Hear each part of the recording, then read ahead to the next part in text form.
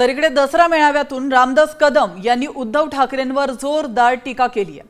बाळासाहेब ठाकरेंचं निधन झाल्यानंतर मृतदेह 2 दिवस का ठेवला असा सवाल त्यांनी विचारला। ते मढ्यावरचं लोणी खाण्याचं काम करत असल्याचं प्रत्युत्तर ठाकरे सेनेचे नेते अंबादास दानवेंनी केलं आहे।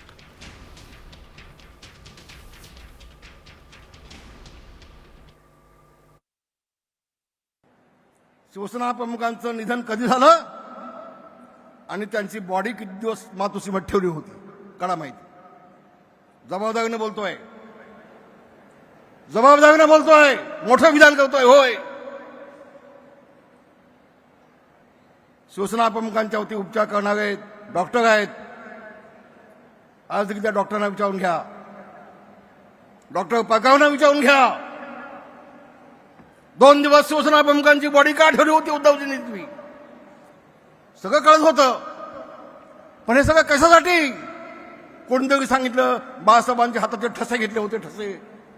मग ठसे कशासाठी घेतले होते? मड्यावरच्या म्हणजे टाळूवरचं लोणी खाण्याचा हा प्रकार आहे। कोणते विषय काढावे, कधी काढावे, शिवसेना प्रमुखाविषयी असं बोलतात, स्वतःचं काहीतरी वापरावं असं मला वाटतं।